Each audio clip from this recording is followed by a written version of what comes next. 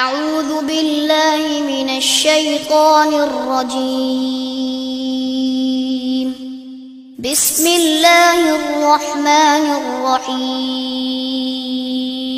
رحمۃ اللہ وبرکاتہ ان الحمد للہ نحمده ونستعینه ونستغفره ونعوذ باللہ من شرور انفسنا ومن سیئات اعمالنا من يهده الله فلا مضل له ومن يضلل فلا هادي له واشهد ان لا اله الا الله وحده لا شريك له واشهد ان محمدا عبده ورسوله يا أيها الذين آمنوا اتقوا الله حق تقاته ولا تموتن إلا وأنتم مسلمون يا أيها الناس اتقوا ربكم الذي خلقكم من نفس واحدة وخلق منها زوجها وبث منهما رجالا كثيرا ونساء واتقوا الله الذي تساءلون به والأرحام إن الله كان عليكم رقيبا يا أيها الذين آمنوا اتقوا الله وقولوا قولا سديدا يصلح لكم أعمالكم ويغفر لكم ذنوبكم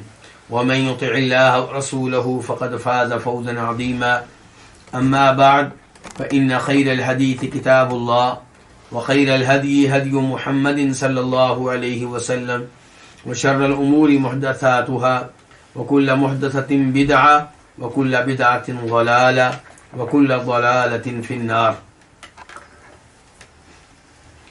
شرح السنہ امام بربہاری کی عظیم کتاب، عظیم تالیف ہے. اس میں انہوں نے بہت سے ایسے مسائل کا تذکرہ کیا ہے جن مسائل کا تعلق عقیدہ سے ہے. وہ عقائد جو اہل سنت والجماعت مانتے ہیں، جنہیں تسلیم کرتے ہیں، جن پہ ایمان لاتے ہیں. اس کتاب کو کئی ایک مسائل میں تقسیم کر دیا گیا ہے. آج ہم 29واں مسئلہ پڑھیں گے. 28ویں مسئلے کا تعلق بھی حکمرانوں کے ساتھ تھا، خلفاء کے ساتھ تھا کہ ان کی اطاعت کرنی چاہیے، ان کی بات ماننی چاہیے، اور کبھی بھی آپ پہ کوئی ایسی رات نہ گزرے جس رات آپ سمجھتے ہوں کہ میں آزاد ہوں، میرا کوئی حکمران نہیں ہے، میرا کوئی خلیفہ نہیں ہے، میرا کوئی بادشاہ نہیں ہے، میرے اوپر کسی کی حکومت نہیں ہے. 29ویں مسئلے میں بھی وہی سلسلہ جاری ہے. یہاں پہ امام بربہاری کہہ رہے ہیں والحج والغزو مع الامام ماض، حج اور جہاد حکمران کے ساتھ جاری و ساری رہیں گے.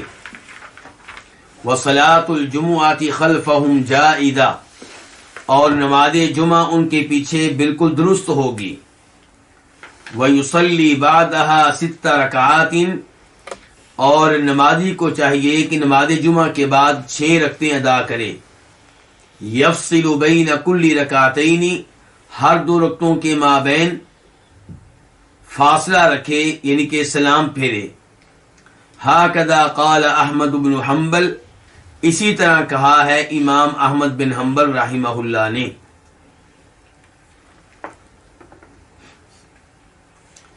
تو یہاں پہ پہلا جملہ کیا ہے کہ حج اور جہاد، حج اور قتال وقت کے حکمران کے ساتھ مل کر جاری و ساری رہیں گے. اس میں یہ پیغام دیا گیا ہے کہ حج وقت کے مسلمان حکمران کی قیادت میں ہوگا یا اس کے نیب کی قیادت میں ہوگا، اور جہاد بھی وقت کے مسلمان حکمران کی قیادت میں ہوگا یا اس کے نیب کی قیادت میں ہوگا. یہ وہ امور ہیں جنہیں آپ مانیں گے تو پتہ چلے گا کہ آپ اہل سنت والجماعت کے عقائد پہ ہیں. اور ان عقائد کا تذکرہ بہت سے ائمہ کرام نے کیا ہے. مثال کے طور پہ مشہور و معروف امام طحاوی رحمہ اللہ، جن کا عقیدہ طحاویہ ہے، اور یہ بہت سی اسلامی جامعات میں، مدارس میں پڑھایا جاتا ہے، خصوصاً سلفی مدارس میں، اہل حدیث مدارس میں. اور لکھنے والے امام طحاوی ہیں جن کا تعلق فقہ حنفی سے ہے. وہ کہتے ہیں اپنے عقیدے کی اس کتاب میں اہل سنت والجماعت کے عقائد کا تذکرہ کرتے ہوئے والحج والجہاد ماضیان مع اولی الامر من المسلمین برہم وفاجرہم الى قیام الساعہ لا یبطلہما شیء ولا ینقضہما. کہتے ہیں حج اور جہاد حکمرانوں کے ساتھ مل کر جاری و ساری رہیں گے. کون سے حکمران؟ من المسلمین، جو مسلمان ہوں، برہم وفاجرہم، مسلمان حکمرانوں کے ساتھ مل کر حج بھی ہوگا، جہاد بھی ہوگا، چاہے مسلمان حکمران نیکوکار ہوں، متقی ہوں، پرہیزگار ہوں، یا فاسق و فاجر ہوں، گنہگار ہوں، نافرمانی کا ارتکاب کرنے والے ہوں. اور یہ سلسلہ حج اور جہاد کا مسلمان حکمرانوں کی قیادت میں قیامت تک جاری رہے گا. کبھی بھی یہ سلسلے ختم نہیں ہوں گے، کبھی بھی یہ سلسلے باطل نہیں ہوں گے.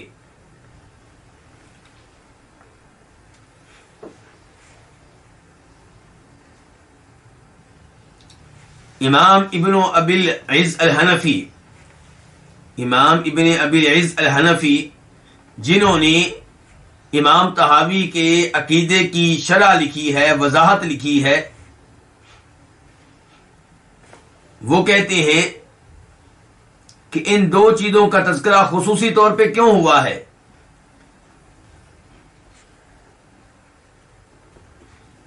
کہ یہ دو چیزیں حکمرانوں کی قیادت میں ادا کی جائیں گی. کہتے ہیں اس لیے کہ یہ دونوں چیزیں سفر سے تعلق رکھتی ہیں. حج کے لیے بھی سفر کرنا پڑتا ہے، جہاد کے لیے بھی سفر کرنا پڑتا ہے. تو اس لیے ان دونوں چیزوں میں حکمران کا ہونا ضروری ہے، جس کی قیادت میں یہ کام ہو سکے، جو دشمنوں سے بھی مقابلہ کر سکے.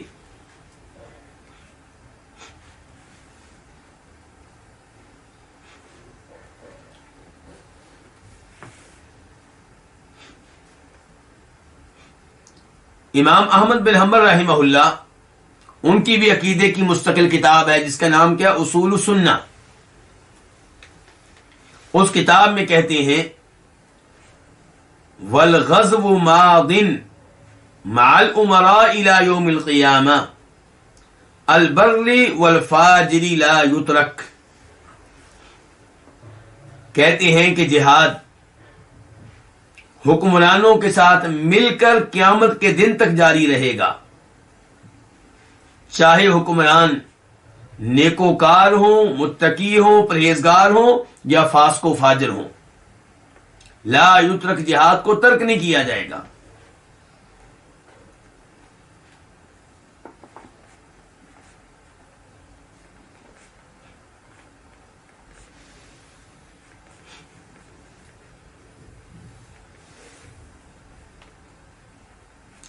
یہ ہے اہل سنت والجماعت کا عقیدہ. کیا کہ حج اور جہاد مسلمان حکمرانوں کی قیادت میں، ان کی معیت میں ادا کیے جائیں گے.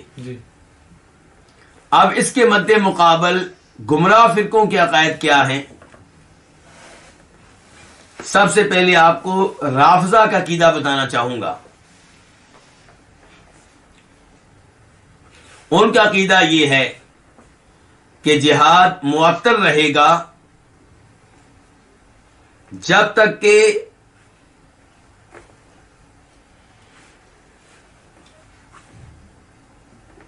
آل بیت میں سے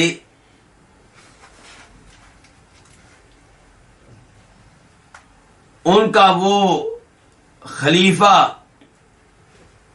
ان کا حکمران غار سے باہر نہ نکل آئے جو غار میں جا چکا ہے.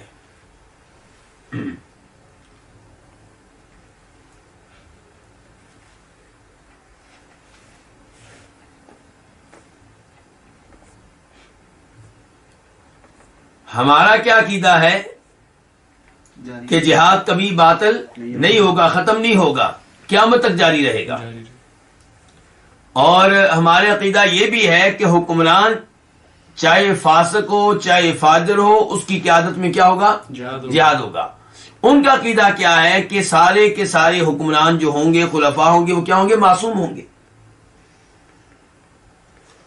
کیونکہ وہ یہ عقیدہ رکھتے ہیں کہ حکمرانی خاص ہے آل بیت کے ساتھ، جناب علی رضی اللہ عنہ اور ان کی اولاد کے ساتھ، اور یہ کہ ہر خلیفہ، ہر بعد میں آنے والا امام، اسے خلیفہ کون مقرر کرتا ہے؟ پہلا امام۔ کیسے؟ اللہ کی مرضی سے۔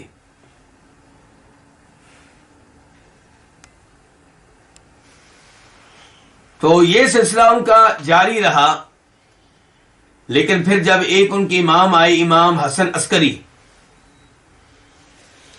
تو ان کے ہاں اولاد نہ ہوئی، وہ بغیر اولاد کے تھے۔ اب عقیدہ وہ کیا بنا چکے تھے؟ عقیدہ یہ بنا چکے تھے کہ خلافت رہے گی جناب علی کی اولاد میں، اور جو امام اور خلیفہ ہوگا اس کا جو بیٹا ہوگا وہ خلیفہ بنے گا، اس کا بھائی نہیں بنے گا، حالانکہ بھائی بھی آل بیت میں سے ہے، لیکن وہ نہیں بن سکے گا۔ کون بنے گا؟ بیٹا، اس کا بیٹا۔ اب جب انہوں نے یہ اصول بنایا، تب یہ سوچ نہ سکے کہ شاید کوئی ایسا ہمارا امام آ جائے جس کی اولاد ہی نہ ہو۔ اب حسن عسکری آئے اور ان کی اولاد نہیں تھی۔ اب پھر انہوں نے اپنے عقیدے کو بچانے کے لیے کیا ہیلہ تلاش کیا؟ انہوں نے کہا جی ان کا ایک بیٹا پیدا ہوا تھا جس کا نام کیا تھا؟ محمد بن حسن عسکری، اور جب اس کے والد فوت ہوئے تو چھوٹی عمر کا تھا، لیکن جب 10 سال کی عمر کو پہنچا تو اپنے باپ کے گھر میں موجود ایک غار میں داخل ہو گیا، وہ ابھی تک نکل نہیں سکا۔ تو اس کا انتظار جاری ہے، جب تک وہ نہیں آئے گا تب تک جہاد نہیں ہو سکے گا۔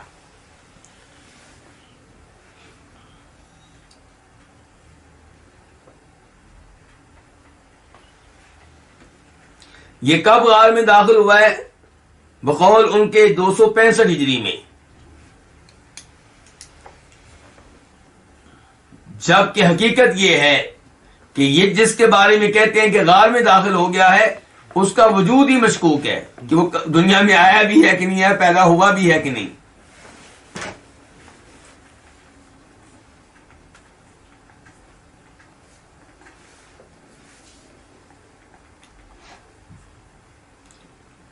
تو ان عقائد میں ایک تو رافضہ گمراہ ہوئے، اور دوسرے نمبر پہ وہ لوگ جو اپنے آپ کو اہل سنت والجماعت کی طرف منسوب کرتے ہیں، لیکن پرائیویٹ جہاد کا عقیدہ اور نظریہ رکھتے ہیں، مسلمان حکمرانوں کے خلاف بغاوت کا، خروج کا عقیدہ رکھتے ہیں، اور یہ سمجھتے ہیں کہ پرائیویٹ جہاد بھی ہو سکتا ہے، جبکہ اہل سنت والجماعت کا عقیدہ کیا ہے کہ حج اور جہاد یہ دونوں کام جاری رہیں گے، لیکن کس کے ساتھ مل کر؟ حکمران کے ساتھ مل کر، وقت کے بادشاہ کے ساتھ مل کر، خلیفہ کے ساتھ مل کر۔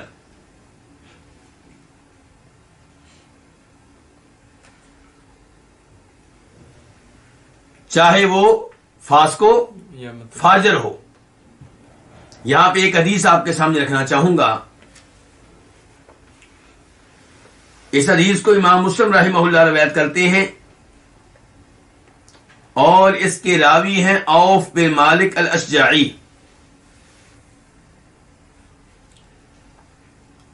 فرمایا نبی کریم صلی اللہ علیہ وسلم نے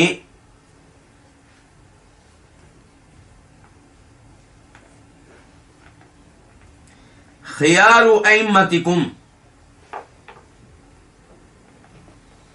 تمہارے حکمرانوں میں سے افضل ترین حکمران وہ ہوں گے الذین تحبونہم ویحبونکم، جن سے تمہیں محبت ہوگی اور انہیں تم سے محبت ہوگی، وتصلون علیہم ویصلون علیکم، جو تمہارے لیے دعائیں کریں گے اور تم ان کے لیے دعائیں کرو گے۔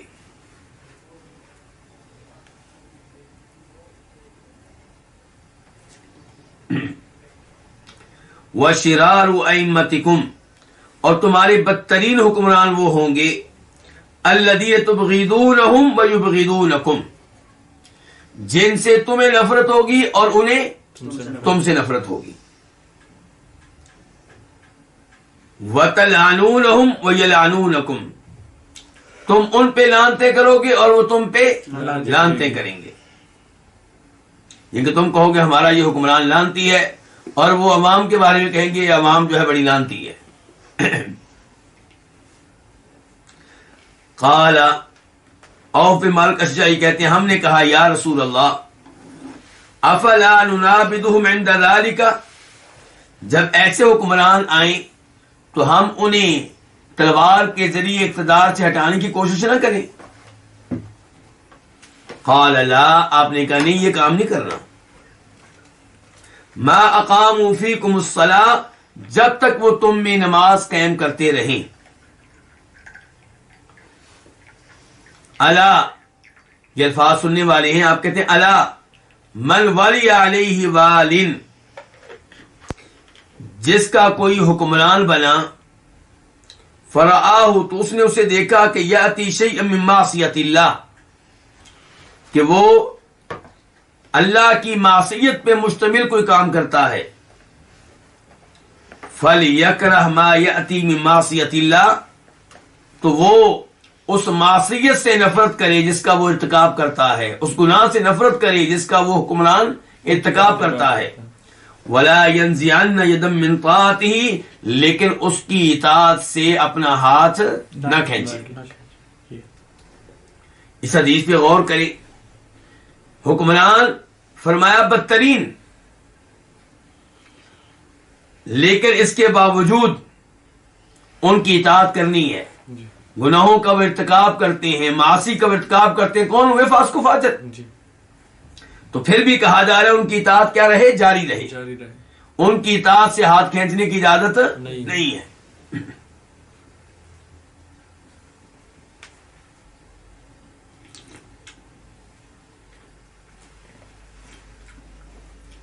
اور اس حدیث سے یہ بھی پتا چلا کہ رافضہ کا عقیدہ غلط ہے کہ حکمران وہ ہو جو معصوم ہو.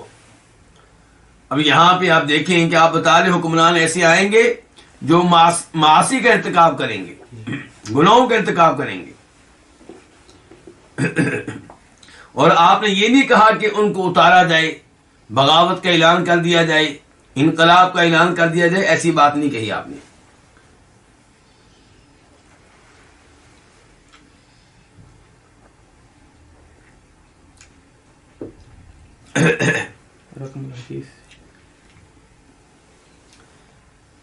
دوسرا جملہ جو ہے اس مسئلے کا، اس میں امام بربہاری کہہ رہے ہیں وصلاۃ الجمعۃ خلفہم جائزہ، اور نماز جمعہ ان کے پیچھے درست ہوگی.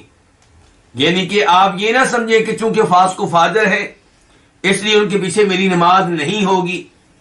ان کے فاسق و فاجر ہونے کے باوجود آپ کی نماز ان کے پیچھے درست ہوگی، اس حکمران کے پیچھے بھی، اس کے بنائے گئے گورنروں کے پیچھے بھی. اور اگر وہ کسی امام کو مقرر کر دیتے ہیں کسی مسجد میں اور امام فاسق و فاجر ہے تو اس کے پیچھے بھی آپ کی نماز درست ہوگی.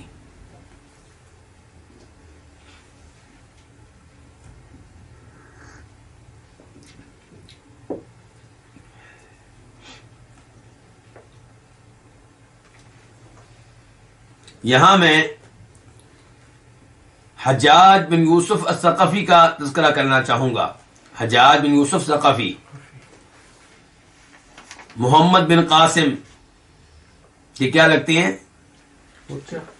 چچا.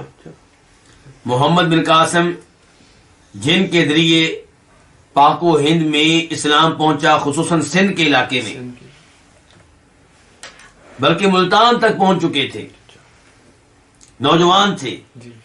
انہیں اس سائڈ پہ جہاد کے لیے بھیجنے والے کون تھے؟ حجاج بن یوسف ثقفی، ان کے چچا.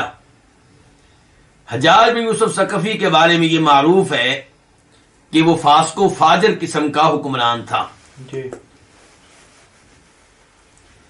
امام حسن بصری کہتے ہیں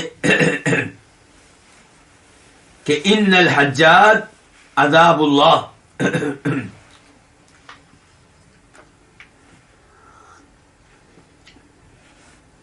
حجات کیا ہے؟ اللہ کا عذاب ہے. فلا تدفعوا عذاب اللہ بأیدیکم،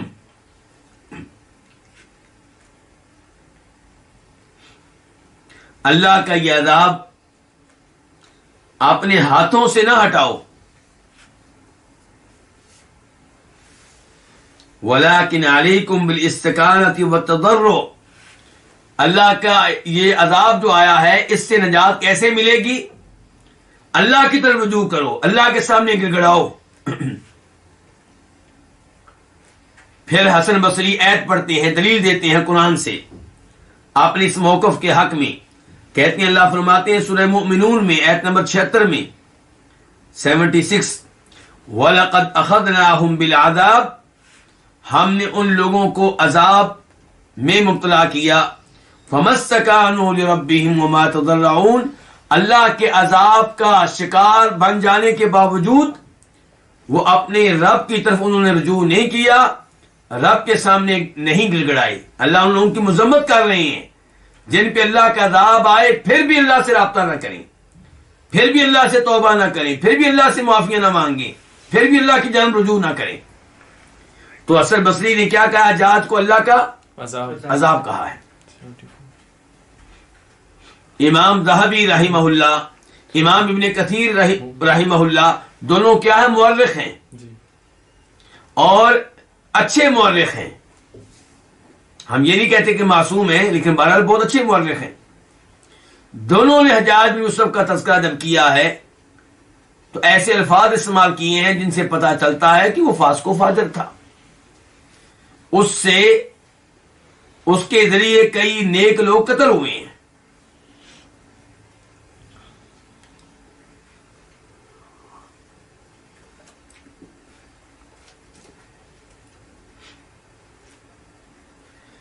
بتانا یہ چاہتا ہوں کہ اس حجاج کے بارے میں،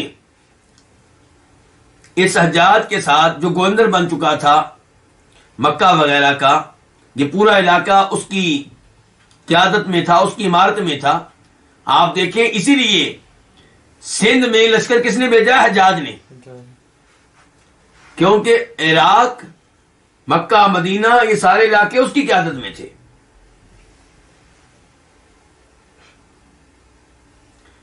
تو صحابہ کرام نے اس حکمران کے ساتھ کیا تعلق اختیار کیا جس کو دنیا فاسق مانتی ہے؟ کہنا ہی چاہتا ہوں. ایک روایت آپ کے سامنے رکھوں گا. روایت بخاری شریف کی ہے، نمبر اس کا 1660 ہے، 1660.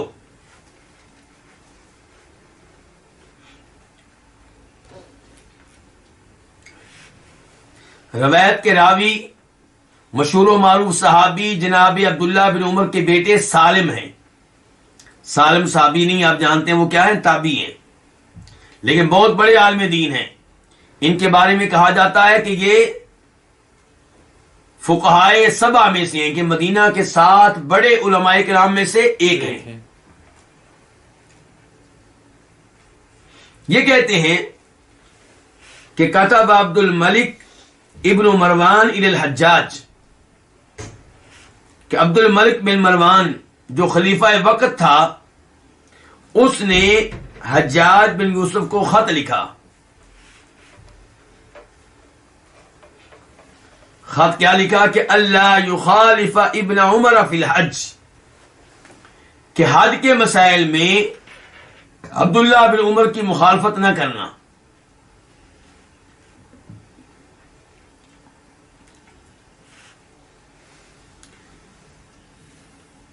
فجاء ابن عمر وانا معه، عبداللہ بن عمر کے بیٹے سالم کہتے ہیں کہ عبداللہ بن عمر میرے والد آئے، میں بھی ان کے ساتھ تھا. کب؟ یوم عرفہ، عرفات کے دن. ہی نزالت الشمس، لیکن 9 ذوالحجہ یوم عرفات، اور سورج جو ہے ڈل چکا ہے، زوال کا وقت شروع ہو چکا ہے. تو والد صاحب آئے، فصاح عند سرادق الحجاج، تو وہ حجاج کے خیمے کے پاس پہنچ کر، خیمے کی کناتوں کے پاس پہنچ کر اونچی اونچی آواز سے اسے بلانے لگے. کس کو بلا رہے ہیں؟ حجاج بن یوسف ثقفی. یہاں پہ رک جائیے. آج اگر علماء کرام وقت کے بادشاہ سے ملاقات کریں، اس کے ساتھ دین کے مسائل میں تعاون کریں، تو لوگ شدید تنقید کرتے ہیں، کہتے ہیں یہ تو درباری ملا ہے، یہ حکومت سے ملا ہوا ہے. جی. لوگ یہ سوچ کیوں رکھتے ہیں؟ کیونکہ وہ دیکھتے ہیں کہ حکمرانوں سے چند غلطیاں ہو رہی ہیں، حکمرانوں سے گناہ کے کئی کام ہو رہے ہیں، تو لوگ چاہتے ہیں کہ علماء کرام فوراً استعفیٰ دے دیں. کیا کر دیں؟ استعفیٰ دے دیں. اور کہہ دیں کہ ہم آپ کے ساتھ تعاون نہیں کریں گے. بھائی حکمران اگر استعفیٰ دے دیں تو کیا آپ سمجھتے ہیں کہ علماء کرام اگر استعفیٰ دے دیں تو آپ کیا سمجھتے ہیں کہ حکمران قیادت چھوڑ دیں گے؟ وہ کہیں گے نہیں جی آپ تشریف لائیں، قیادت آپ سنبھال لیں. ایسا تو کبھی نہیں ہوگا. جی. اس لیے علماء کرام جو متقی ہوتے ہیں، پرہیزگار ہوتے ہیں، صاحب علم ہوتے ہیں، وہ ساتھ ساتھ حکیم بھی ہوتے ہیں، حکمت والے بھی ہوتے ہیں. وہ چاہتے ہیں کہ ہم ایسے حکمرانوں کے ساتھ ساتھ چلیں، ان کی رہنمائی کریں، انہیں برائی سے تنہائی میں، علیحدگی میں روکتے بھی رہیں اور دین کی طرف ان کی رہنمائی بھی کرتے رہیں.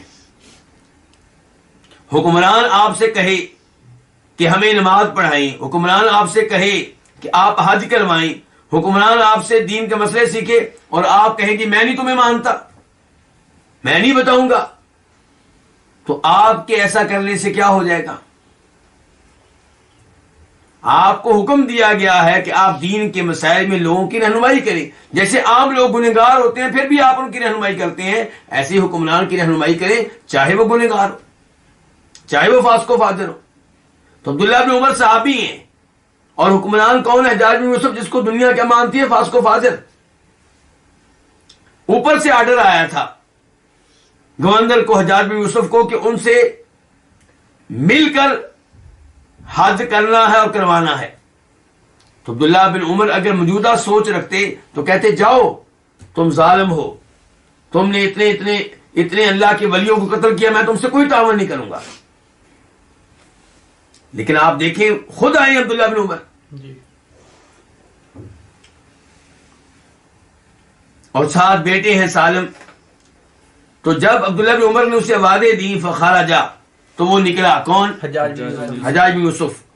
وعلیہ ملحفۃ معصفرہ، اور اس نے ایک بڑی چادر پہن رکھی تھی جو تقریباً زرد رنگ کی تھی.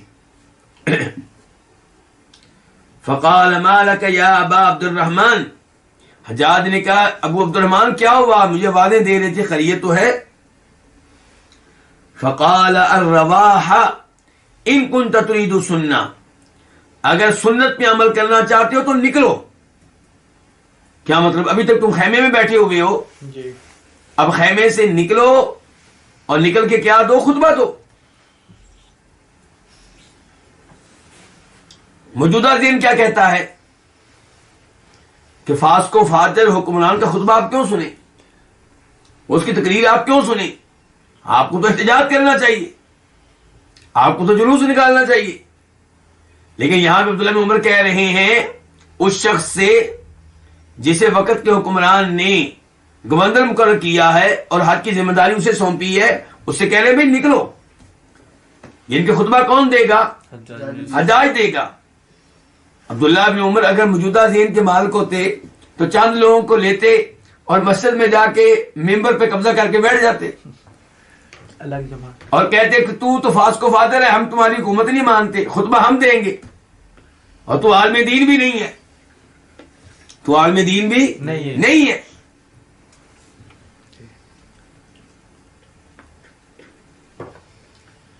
تو یہاں پہ عبداللہ بن عمر کیا کہہ رہے ہیں؟ ان کنت تريد سنہ، اگر سنت پہ عمل کرنا چاہتے ہو تو نکلو. قال هذه ساعة، کہنے اتنی جلدی؟ قال نعم، عبداللہ بن عمر نے کہا بالکل، وقت ہو چکا ہے. قال فانظرنی حتی افید علی رأسی. عبداللہ بن عمر نے کہا کہ پھر حجاج نے کہا آپ ایسا کریں، عبداللہ بن عمر سے کہا کہ مجھے کچھ وقت دیں تاکہ میں اپنے سر پہ پانی بہا لوں. یہ مسئلہ ہمارا موضوع نہیں ہے آج کا، لیکن اشارہ کر دوں، اس کا مطلب ہے حالت احرام میں غسل کیا جا سکتا ہے، سر کے بالوں کو دھویا جا سکتا ہے. چنانچہ حجاج بن یوسف نہانے کے لیے سر پہ پانی ڈالنے کے لیے چلا گیا. عبداللہ بن عمر اس کا انتظار کر رہے ہیں. انتظار کیا ہے. موجودہ دن کیا کہتا ہے؟ حکمرانوں کا انتظار کیوں کریں آپ صحابی ہیں، آپ اتنے بڑے عالم دین ہیں، وہ آپ کا انتظار کریں، آپ اس کا انتظار کیوں کریں؟ آپ کی شان کے مطابق نہیں ہے. آپ جائیں مسجد میں جا کے بیٹھ جائیں، خود آئے گا ادھر. لیکن نہیں، علماء کرام کو کوشش کرنی چاہیے کہ انہیں بادشاہوں اور حکمرانوں کے قریب ہونے کا موقع ملے، لیکن مال لینے کے لیے نہیں. کس لیے؟ دین کی باتیں بتانے کے لیے، نصیحت کرنے کے لیے. کیونکہ ان لوگوں کو نصیحت کی زیادہ ضرورت ہے، اور ان کو آپ نصیحت کریں گے، انہوں نے نصیحت مان لی تو تمام مسلمانوں کا فائدہ ہوگا. عام آدمی کو نصیحت کریں گے تو وہ عمل کرے گا خود یا اس کے گھر والے کر لیں گے. حکمران ٹھیک ہو گیا کسی ایک مسئلے میں تو پورا ملک ٹھیک ہو جائے گا اس مسئلے میں. تو آپ حکمرانوں کے اگر اس لیے قریب ہوتے ہیں کہ میں ان کو نصیحت کروں، ان کو دین کے مسائل بتاؤں، تو یہ بہت بڑی خوبی ہے. یہ آپ کے حکیم ہونے کی نشانی اور علامت ہے. ہاں، وہ عالم دین جو مال لینے کے لیے ان کے قریب ہو، وہ یعنی کہ اس کی مذمت کی جا سکتی ہے.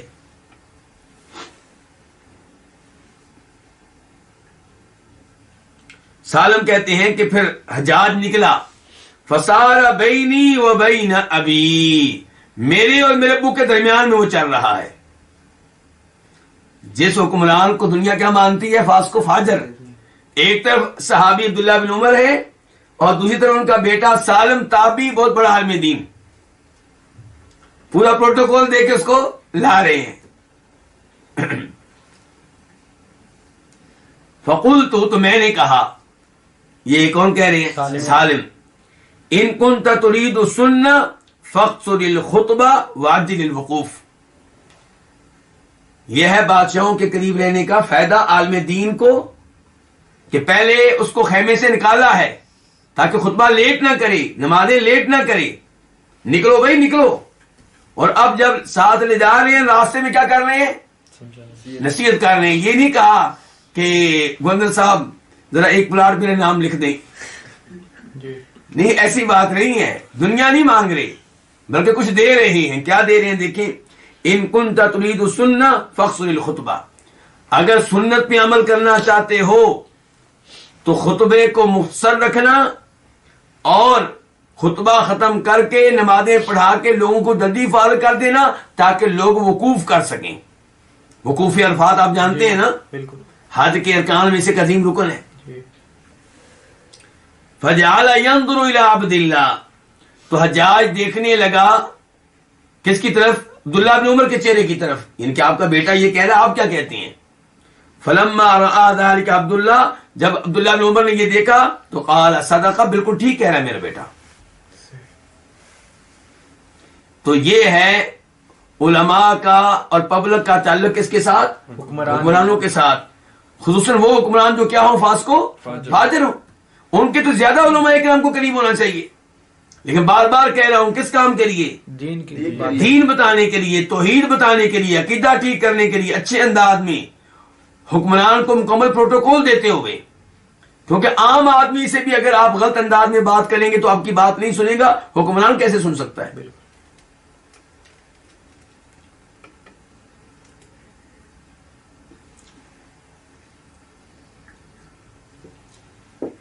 صحابہ اکرام رضوان اللہ علیہ مجمعین حجاج بن یوسف کے پیچھے نمازیں بھی پڑھتے رہے، خطبہ بھی سنتے رہے. آپ دیکھیں نا، یہ خطبہ سننے جا رہے ہیں. کون سا خطبہ؟ خطبہ عرفات، حج کا خطبہ.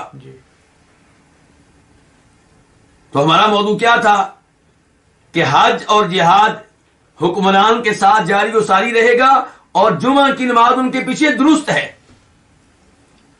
تو اب یہ حج کی نمازیں حکمران کے پیچھے پڑھنے جا رہے ہیں، جمعہ اس کے پیچھے پڑھنے، حج اس کے پیچھے پڑھنے جا رہے ہیں، خطبہ اس کا سننے جا رہے ہیں. تو اس کا مطلب یہ ہوا کہ مسلمان حکمران چاہے فاسق و فاجر ہو، چاہے نیک متقی پرہیزگار ہو، ہمیں چاہیے کہ ہم اس کی بیعت کریں، اس کی اطاعت کریں اور خیر کے امور میں اس کے ساتھ تعاون کریں. جہاں پہ اس کا آرڈر غلط آئے وہ نہیں مانا جائے گا، لیکن غلط آرڈر آنے پہ بھی بغاوت کرنے کی اجازت نہیں ہوگی. تو کیا کہہ رہے ہیں امام بربہاری کہ جمعہ کی نماز ان کے پیچھے درست ہوگی، یعنی کہ ان کے پیچھے پڑھنی چاہیے جب وہ خود پڑھائیں یا ان کا مقرر کردہ امام پڑھائے، کوئی جج پڑھا رہا ہو. آپ نے شاید سنا ہو یا دیکھا ہو کہ سعودی عرب میں بہت سی مساجد میں جو خطیب ہوتے ہیں وہ جج ہوتے ہیں. وہ کیا ہوتے ہیں؟ جج ہوتے ہیں، یا یونیورسٹیوں کے پروفیسر ہوتے ہیں، دینی علوم پڑھانے والے، اور یا پھر کیا ہوتے ہیں؟ عدالتوں کے جج ہوتے ہیں. حتیٰ کہ مسجد نبوی کے امام ہے، دیکھ لیں، ان میں سے کئی ایک جج ہے. شیخ عبد المحسن قاسم کیا ہیں؟ جج ہیں. شیخ محمد صلاح بدیر کیا ہیں؟ جج ہیں.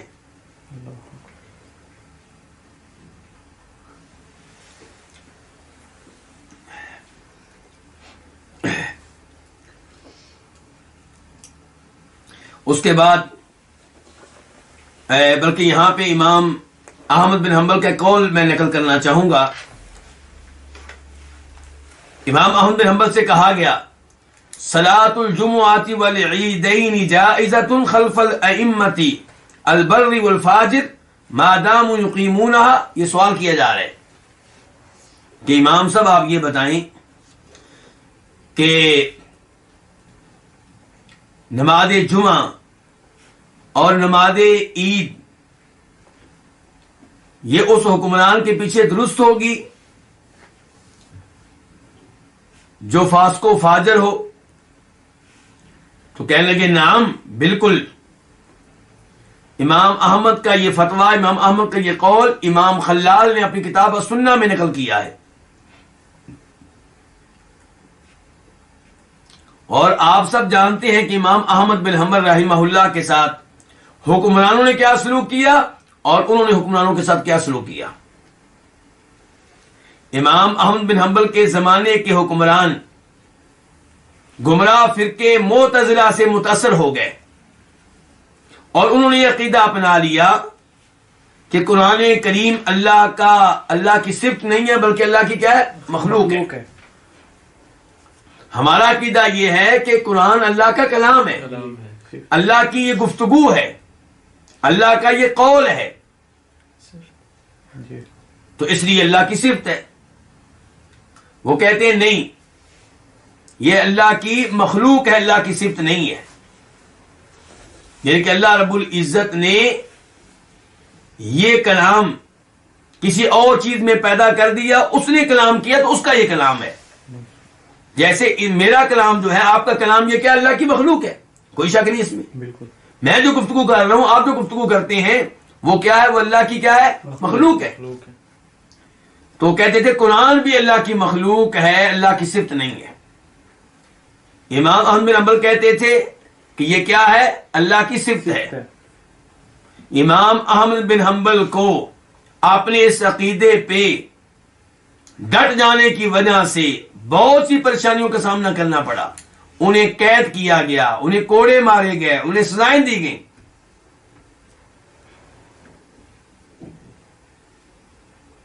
امام احمد بن حنبل ڈٹے رہے، لیکن کبھی بھی 3 حکمرانوں سے مار کھائی ہے. کتنے حکمرانوں سے؟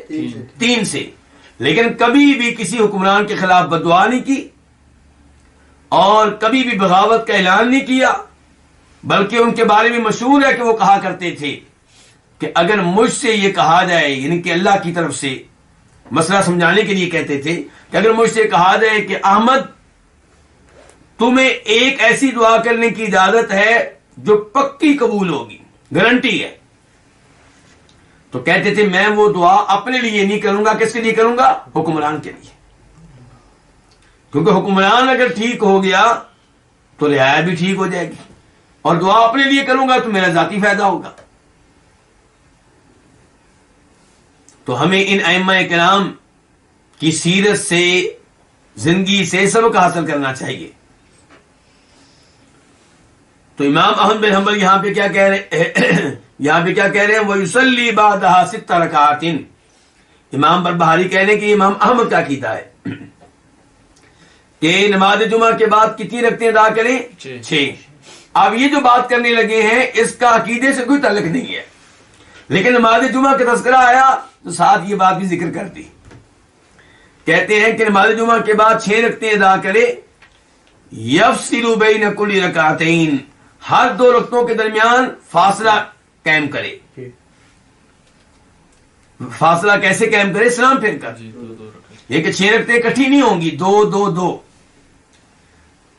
ہاکذا قال، اسی طرح کہا امام احمد بن حنبل نے. امام احمد بن حنبل یہ فوت ہوئے ہیں 241 ہجری میں، 241. 4 اماموں میں سے ایک ان کو شمار کیا جاتا ہے.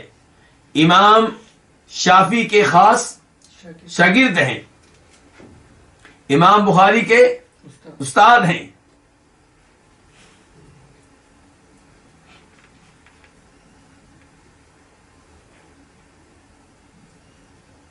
ان کی اپنی حدیث کی کتاب ہے بہت بڑی، جسے کیا کہتے ہیں؟ مسند احمد. اور ان کی کتاب امام بخاری کی کتاب سے مختلف ہے ترتیب کے اعتبار سے. امام بخاری کی کتاب میں، صحیح بخاری میں احادیث ہیں موضوع کے لحاظ سے، یعنی کہ مثال کے طور پہ پہلے احادیث ہیں وحی کے بارے میں، پھر ایمان کے بارے میں، پھر طہارت کے بارے میں، وضو، غسل وغیرہ، مسح وغیرہ، یہ سب چیزیں، پھر آخر نماز. تو اس لحاظ سے احادیث ہے. لیکن امام احمد کی کتاب مسند میں احادیث صحابی کے لحاظ سے ہیں. مثال کے طور پہ پہلے احادیث ابو بکر صدیق کی جو وہ روایت کرتے ہیں اللہ کے رسول سے، پھر عمر فاروق کی جو وہ روایت کرتے ہیں اللہ کے رسول سے. اس ایسے ترتیب ہے. تو بہرحال امام احمد بہت بڑے امام ہیں، اور ان کے کئی ایک شاگرد تھے جنہوں نے ان کے علم کو آگے پھیلایا. حتیٰ کہ امام احمد بن حنبل کے شاگردوں نے اور شاگردوں کے شاگردوں نے امام احمد کو وہ حیثیت دے دی کہ باقاعدہ ان کے اقوال، ان کے فتاوی ایک سکول کی حیثیت اختیار کر گئے، ایک مکتبہ فکر کی حیثیت اختیار کر گئے، ایک مسلک کی حیثیت اختیار کر گئے. اس لیے ان کے مسلک کو لوگ کیا کہتے ہیں؟ حنبلی مسلک. لیکن امام احمد بن حنبل نے کبھی یہ دعوت نہیں دی کہ لوگ میری تقلید کریں، بلکہ ان کی دعوت یہی تھی کہ احادیث کی اتباع کریں، احادیث کے پیچھے چلیں.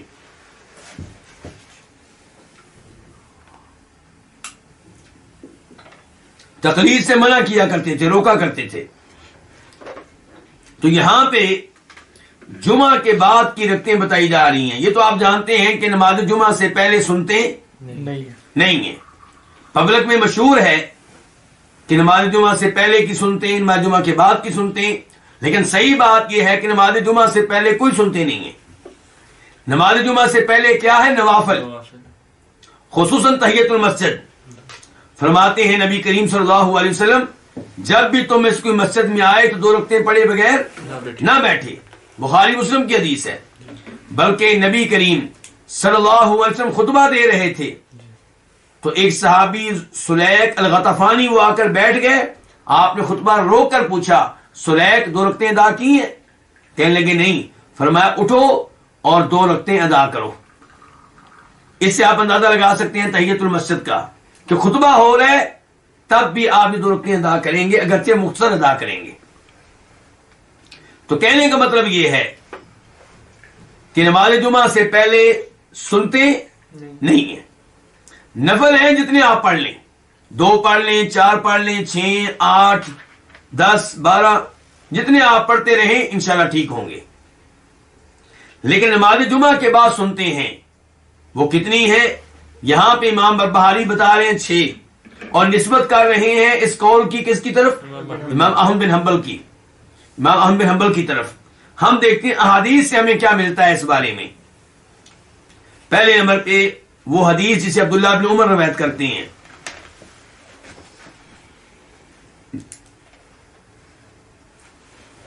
اس میں کہتے ہیں عبداللہ بن عمر آپ کی سنتوں کا تذکرہ کرتے ہوئے، فَكَانَ لَا يُصَلِّي بَعْدَ الْجُمُعَةِ حَتَّى يَنْصَرِفَ فَيُصَلِّي رَكْعَتَيْنِ فِي بَيْتِهِ.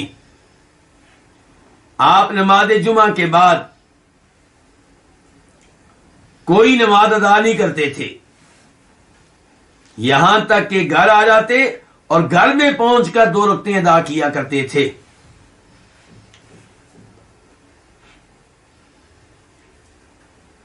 یہ مسلم شریف کی حدیث کے الفاظ ہیں. نمبر ہے 882 882 اور بخاری میں اس کا نمبر ہے 937 937. یہ پہلی حدیث تھی، حدیث ابن عمر. جی. اس کے بعد حدیث ابو ہریرہ، وہ کہتے ہیں کہ فرمایا نبی کریم صلی اللہ علیہ وسلم نے، اذا صلی احدکم الجمعہ فلیصلی بعدها 4. جب تم میں سے کوئی نماز جمعہ ادا کرے تو اس کے بعد 4 رکعتیں ادا کرے. اس حدیث کو امام مسلم نے روایت کیا ہے. نمبر ہے 881 881.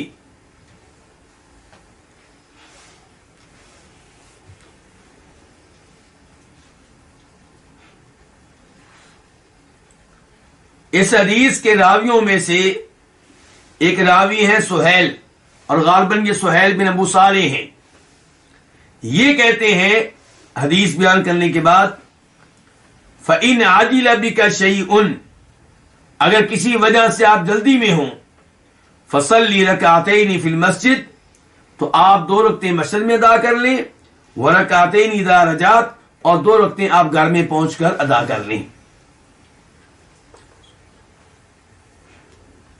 خلاصہ کلام یہ ہے کہ نبی کریم صلی اللہ علیہ وسلم سے جمعہ کے بعد کی سنتیں جو ثابت ہیں وہ یا 2 ہیں یا 4. آپ کہہ سکتے ہیں کہ 2 سنتیں موقدہ ہیں اور باقی 2 غیر موقدہ ہیں، یعنی کہ 2 کی اہمیت زیادہ ہے کہ 2 تو ادا کرنے کی کوشش زیادہ کریں، اور اگر آپ 4 ادا کر لیں تو زیادہ بہتر ہے. کچھ علماء کرام کہتے ہیں کہ عبداللہ بن عمر کہہ رہے ہیں کہ 2 رکعتیں آپ کہاں پہ ادا کرتے تھے؟ گھر میں. تو اس لیے وہ کہتے ہیں ہمارا مشورہ یہ ہے کہ جب آپ جمعہ کے بعد کی سنتیں مسجد میں ادا کریں تو 4 ادا کریں، اور جب گھر میں جا کے ادا کریں تو 2 ادا کریں. لیکن مسئلہ یہ ہے کہ امام بربہاری نے کہا تھا 6 رکعتیں، تو 6 رکعتیں کہاں پہ آئی ہیں؟ تو گزارش یہ ہے کہ 6 رکعتوں کی دلیل نہیں مل سکی، کوئی ایسی حدیث نہیں مل سکی جس میں 6 رکعتوں کا تذکرہ آیا ہو. البتہ اگر کوئی یہ کہے کہ جو 2 حدیثیں بیان ہوئی ہیں، حدیث عبداللہ بن عمر اور حدیث ابو ہریرہ، ان دونوں کو جمع کر لیا جائے تو کتنی رکعتیں بن جائیں گی؟ 6. تو یہ شاید کوئی کہہ لے، لیکن بہرحال 4 یا 2، نماز جمعہ کے بعد 4 رکعتیں ادا کریں یا کتنی ادا کریں؟ 2 ادا کریں. آخر میں یہ جو آج مسئلہ ہم نے پڑھا ہے، اس کے بارے میں امام احمد بن حنبل اپنی عقیدے کی کتاب میں کیا فرماتے ہیں وہ آپ کے سامنے رکھنا چاہوں گا. امام احمد بن حنبل حج اور جہاد کے بارے میں کیا کہتے ہیں وہ پہلے میں بیان کر چکا ہوں. آپ کس کے بارے میں بیان کرنے لگا ہوں؟ نماز جمعہ کے بارے میں. کہتے ہیں وَصَلَاةُ الْجُمُعَةِ خَلْفَهُ وَخَلْفَ مَنْ وَلَّاهُ جَائِزَةٌ باقیۃ تامۃ رکعتین، حکمران کے پیچھے جمعہ کی نماز، اور ان لوگوں کے پیچھے جن کو حکمران نے امام مقرر کیا ہو یا گورنر مقرر کیا ہو، جائزۃ بالکل درست ہے، اور یہ سلسلہ جاری رہے گا، اور یہ نماز مکمل ہے 2 رکعتیں۔ من اعادہما فہو مبتدع، جو اس نماز کو دہرائے وہ بدعتی ہے۔ کیا مطلب؟ کہ جو یہ نماز پڑھے اپنے حکمران کے پیچھے اور پھر یہ سوچے کہ چونکہ یہ آدمی فاسق ہے تو شاید میری نماز اس کے پیچھے نہ ہوئی ہو، میں گھر جا کے دوبارہ پڑھوں گا، امام احمد بن حنبل کہتے ہیں ایسا آدمی کیا ہے؟ بدعتی ہے۔ کیونکہ اللہ کے رسول نے کیا کہا تھا کہ آپ نے ان کے پیچھے نمازیں پڑھنی ہیں، صحابہ کرام ان کے پیچھے نمازیں پڑھتے رہے، اور آپ کہیں جی میں ان کے پیچھے نہیں پڑھوں گا تو پھر آپ کیا ہے؟ بدعتی ہیں۔ البتہ اگر کوئی ایسا حکمران ہو جس میں واضح طور پہ صراحت کے ساتھ کفر پایا جاتا ہو تو پھر آپ اپنے گھر میں آ کے نماز دہرائیں، تو امید ہے کہ انشاءاللہ اس میں کوئی حرج نہیں ہوگا۔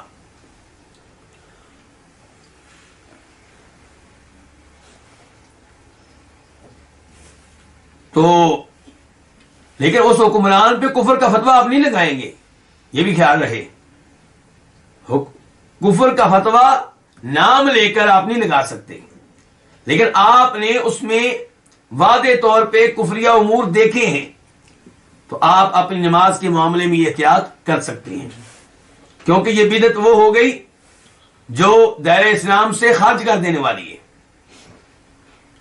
تو امام بن حنبل کیا کہہ رہے ہیں کہ ایسے حکمران کے پیچھے آپ کی نماز ٹھیک ہوگی، جو دہرائے وہ بدعتی ہے، تارک للآثار، وہ احادیث کو نظر انداز کر رہا ہے، مخالف للسنہ، وہ سنت کی خلاف ورزی کر رہا ہے، لیس لہ من فضل الجمعۃ شیء، اس کو جمعہ کے فضائل میں سے کچھ نہیں ملے گا۔ اذا لم یر الصلاۃ خلف الائمۃ، جب اس کا عقیدہ یہ ہو کہ حکمرانوں کے پیچھے نماز درست نہیں ہے، من کانوا، وہ جو کوئی بھی ہوں، برہم وفاجرہم، چاہے فاسق و فاجر ہوں چاہے نیکوکار ہوں، عقیدہ جو یہ رکھے کہ میری حکمرانوں کے پیچھے نماز ٹھیک نہیں ہے، تو امام احمد بن حنبل کہتے ہیں اس کو نماز جمعہ کے فضائل میں سے کچھ نہیں ملے گا۔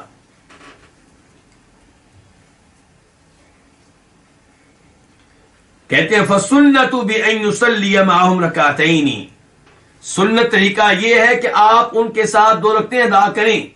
کون سی 2 رکعتیں؟ نماز جمعہ کی۔ اور ویدین، اور یہ عقیدہ رکھیں کہ بأنہا تامۃ، کہ یہ میری مکمل نماز ہے۔ لا یکن فی صدرک من ذلک شک، اس بارے میں آپ کے دل میں کوئی شک و شبہ نہیں رہنا چاہیے، کوئی تردد نہیں رہنا چاہیے۔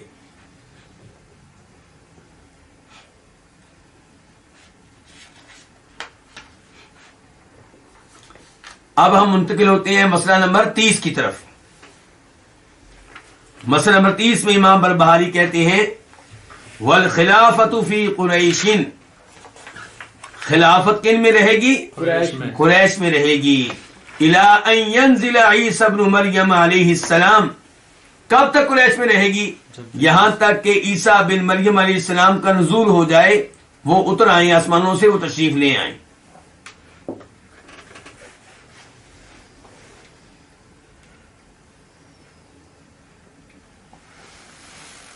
اب یہاں پہ ایک طرف تو ان کا عقیدہ غلط ثابت ہوا، کن کا؟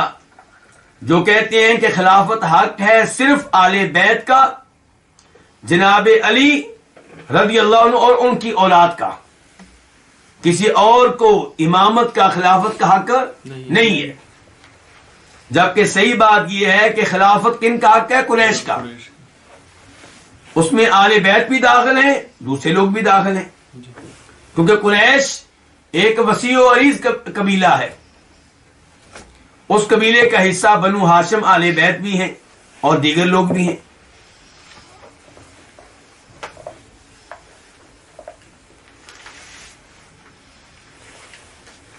آپ دیکھیں کہ پہلے خلیفہ کون بنے ہیں؟ ابو بکر رضی اللہ عنہ.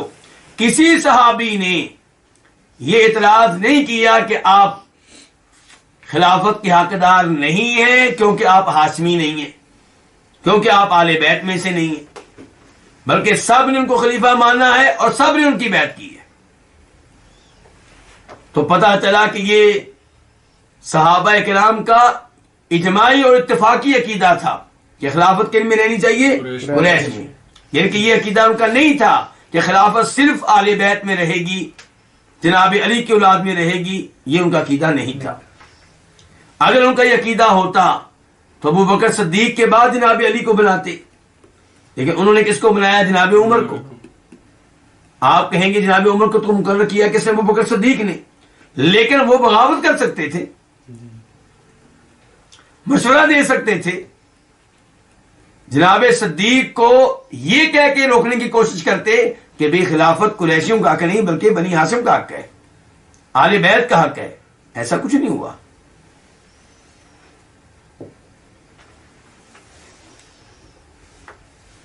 اب وہ احادیث آپ کے سامنے رکھنا چاہوں گا جن سے ہمارا یہ عقیدہ ثابت ہوتا ہے جو ابھی ہم نے پڑھا ہے کہ خلافت کن میں رہے گی؟ قریش میں رہے گی. پہلی حدیث بخاری شریف کی نمبر 3500 3500.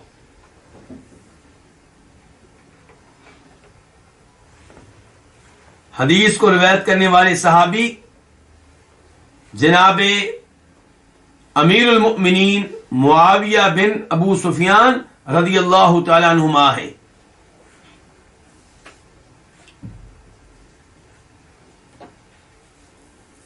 اور آپ جانتے ہیں کہ معاویہ رضی اللہ عنہ ہمارے خلفاء میں سے ایک خلیفہ ہے. جی. کیا نمبر ہے ان کا خلافت میں؟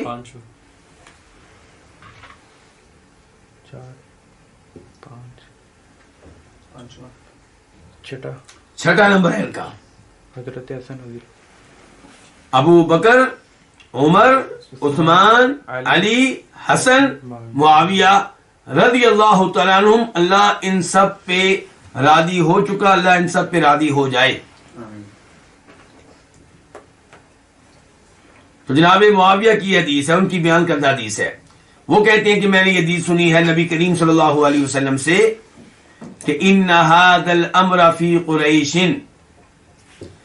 کہ یہ معاملہ یعنی کہ خلافت کا معاملہ، اقتدار کا معاملہ، بادشاہت کا معاملہ فی قریش کے میں رہے گا؟ قریش میں.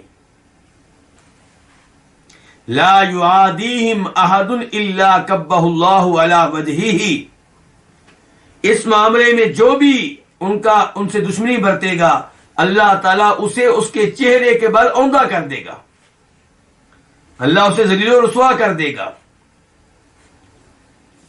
قریشیوں کا یہ حق کب تک ہے؟ ما اقام الدین، جب تک وہ دین کو قائم کریں، شریعت کو قائم کریں، شریعت کو نافذ کریں تو اقتدار ان کا حق ہے.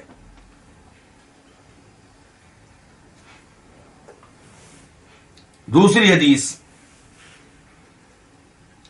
اسے روایت کرنے والے جناب عبداللہ بن عمر رضی اللہ تعالی عنہما ہیں. حدیث بخاری کی ہے 3501 3501 اور مسلم شریف کی ہے 1820 1820. اس حدیث میں فرماتے ہیں نبی کریم صلی اللہ علیہ وسلم لا یزال ھذا الامر فی قریش، یہ معاملہ، اقتدار کا معاملہ، بادشاہت کا معاملہ، خلافت کا معاملہ ہمیشہ قریش میں رہے گا.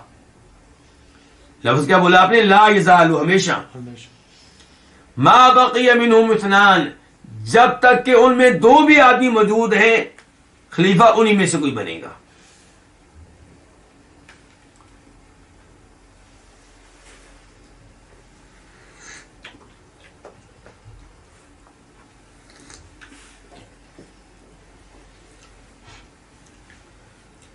تیسری حدیث اسے امام ابن ابی شیبہ اپنی کتاب المصنف میں لے کر آئے ہیں اور اس کا نمبر میں نوٹ نہیں کر سکا. شیخ البانی رحمہ اللہ نے البتہ اس کو صحیح قرار دیا ہے. حدیث کے الفاظ ہیں قدموا قریشا ولا تتقدموها. قریش کو اس معاملے میں کیا دو؟ ترجیح دو اپنے اوپر. اس معاملے میں ان سے آگے بڑھنے کی کوشش نہ کرو، یعنی قیادت ان کے حوالے کر دو.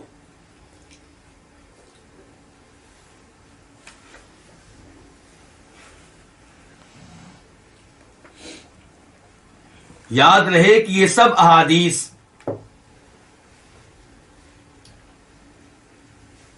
یہ بتا رہی ہیں کہ خلافت ان کا حق ہے، لیکن اگر کوئی ایسا قریشی ہو جو اقتدار سنبھالنے کے قابل نہ ہو، خلافت سنبھالنے کے قابل نہ ہو، تو اسے پھر خلیفہ نہیں بنایا جائے گا. مثال کے طور پہ کوئی سمجھدار آدمی موجود نہیں ہے، یا صاحب علم موجود نہیں ہے، فاسق و فاجر قسم کا آدمی ہے، کیونکہ کسی بھی فاسق و فاجر کو حکمران بنانے کی اجازت نہیں ہے. جب ہم کہتے ہیں کہ فاسق و فاجر حکمران کی اطاعت کریں، وہ ہم تب کہتے ہیں جب اس کو بنایا جا چکا ہو، جب وہ بن چکا ہو. پھر وہ قریشی نہ بھی ہو تب بھی اس کی اطاعت کی جائے گی. لیکن جب بنانے کی باری آئے گی، معاملہ آپ کے ہاتھ میں ہو، تو پھر آپ کس کو خلیفہ مقرر کریں گے؟ جو کیا ہو؟ نیک ہو، عالم دین ہو، قریشی ہو.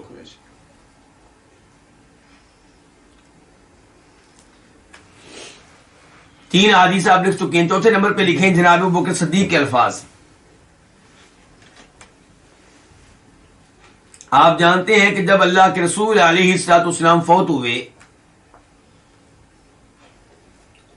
تو انصاری لوگ ایک جگہ جمع ہوئے سقیفہ بنی ساعدہ میں، اور انہوں نے طے کیا کہ اللہ کے رسول علیہ السلام دنیا سے جا چکے، اب ہمیں آگے بڑھنا چاہیے اور اپنے میں سے کسی نہ کسی کو بڑا مقرر کرنا چاہیے، خلیفہ مقرر کرنا چاہیے.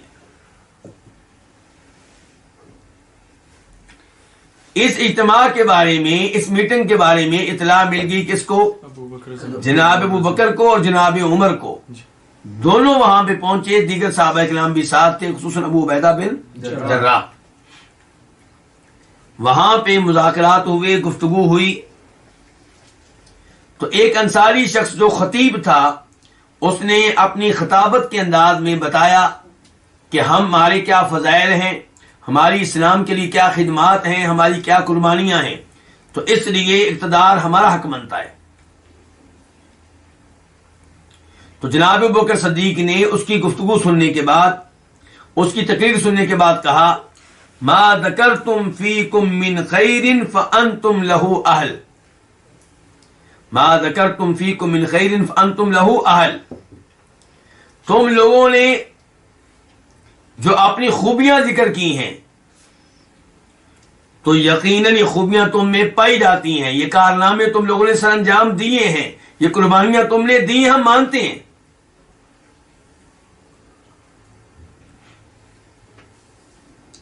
وَلَن يُعْرَفَ هَذَا الْأَمْرُ إِلَّا لِهَذَا الْحَيِّ مِنْ قُرَيْشٍ. لیکن اقتدار قریشیوں کے پاس رہا ہے، انہی کے پاس رہے گا.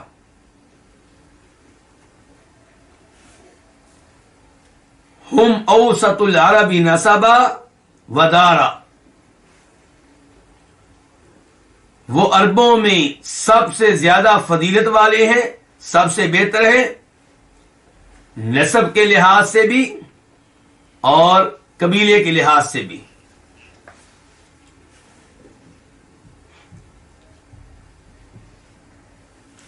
آپ یہ بھی کہہ سکتے ہیں نسب کے لحاظ سے بھی اور اس لحاظ سے بھی کہ وہ کہاں کے ہیں؟ مکہ کے ہیں.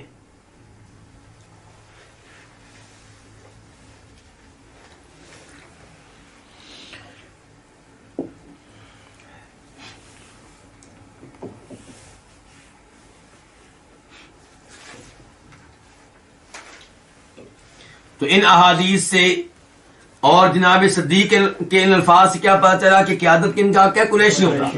ابو بکر صدیق کے الفاظ کی اہمیت یہ ہے کہ انہوں نے صحابہ کرام کے مجمع میں یہ الفاظ کہے ہیں، کسی نے آگے سے ان کو غلط قرار نہیں دیا۔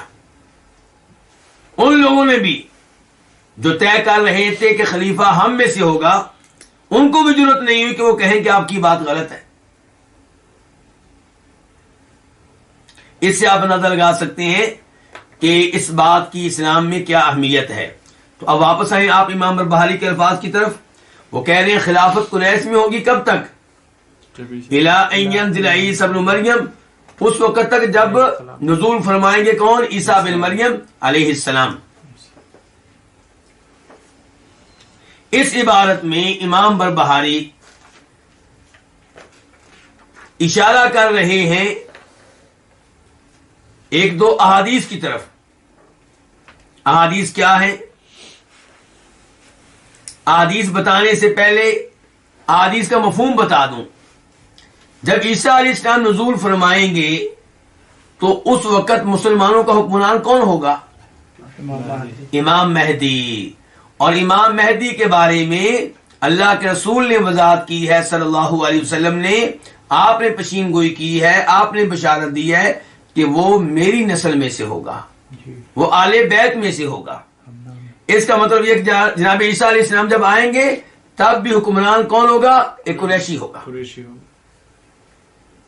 حکمرانی کا آغاز بھی قریشیوں سے ہوا تھا، اللہ کے رسول کے بعد ابوبکر صدیق، اور اختتام بھی قریشی کے اوپر ہوگا۔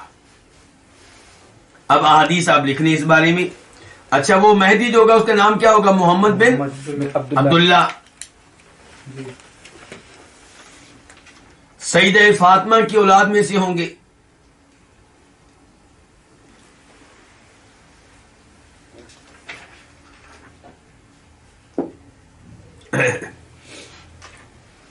پہلی حدیث اس کے راوی ہیں جناب جابر بن عبداللہ رضی اللہ تعالیٰ عنہ، کہ فرمایا نبی کریم صلی اللہ علیہ وسلم نے، ینزل عیسی ابن مریم، عیسیٰ بن مریم نزول فرمائیں گے، اتریں گے، فیقول امیرہم المہدی، تو مسلمانوں کا حکمران، اس کا لقب کیا ہوگا؟ مہدی۔ حدیث میں باقاعدہ آگے کیا ہوگا؟ مہدی۔ تو ان کا مہدی حکمران ہوگا، وہ کہے گا عیسیٰ علیہ السلام سے، تعال آئیں صلی بنا، ہمیں نماز پڑھائیں۔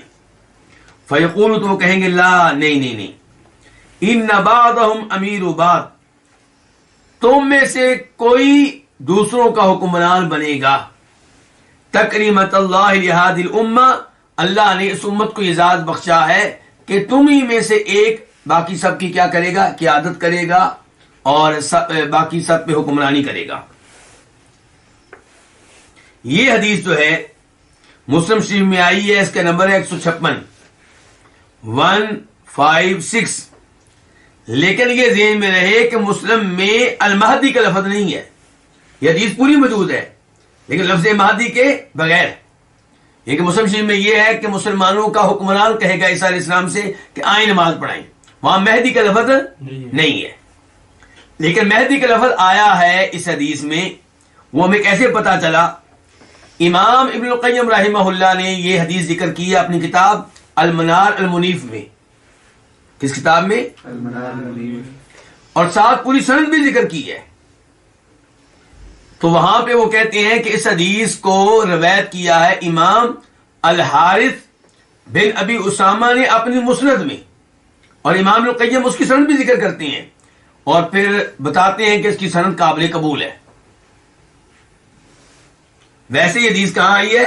مسلم شریف میں، لیکن لفظ مہدی کے ساتھ کہاں آئی ہے؟ مسند الحارث ابن ابی اسامہ میں۔ ایک یہ حدیث ہو گئی۔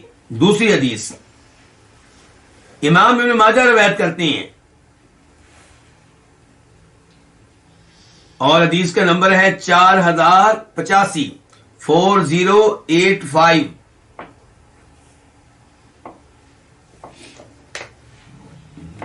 حدیث کے راوی ہیں جناب علی رضی اللہ تعالی عنہ، کہ فرمایا نبی کریم صلی اللہ علیہ وسلم نے، المہدی منا، اہل البیتی، مہدی ہم میں سے ہوگا، یعنی آل بیت میں سے ہوگا، میرے خاندان میں سے ہوگا. یصلحہ اللہ فی لیلۃ، اللہ تعالیٰ اسے ایک ہی رات میں تیار کر دیں گے. شیخ البانی رحمہ اللہ نے اس حدیث کو صحیح قرار دیا ہے اپنی کتاب الصحیحہ میں، اور اس کا وہاں پہ نمبر ہے 2371 2371.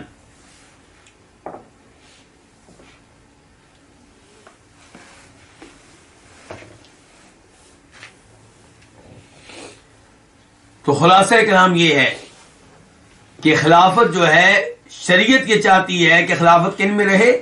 قریشیوں میں رہے. اور یہ سلسلہ کب تک رہے گا؟ عیسیٰ بن مریم علیہ السلام کے نزول تک. لیکن میں پھر بتا دوں کہ اگر کوئی غیر قریشی خلیفہ بن چکا ہے، حکمران بن چکا ہے، تو اس کی اطاعت کی جائے گی. اس وجہ سے بغاوت کرنے کی اجازت نہیں ہے کہ بھئی تو قریشی نہیں ہے اس لیے ہم بغاوت کرتے ہیں، ایسا نہیں ہے.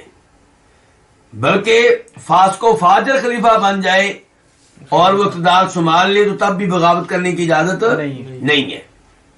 اللہ رب العزت سے دعا ہے کہ اللہ تعالی ہمیں اپنے عقائد اہل سنت کے عقائد کے مطابق بنانے کی توفیق عنایت فرمائے. وصلی اللہ تعالی علی نبینا محمد وعلی آلہ وصحبہ اجمعین.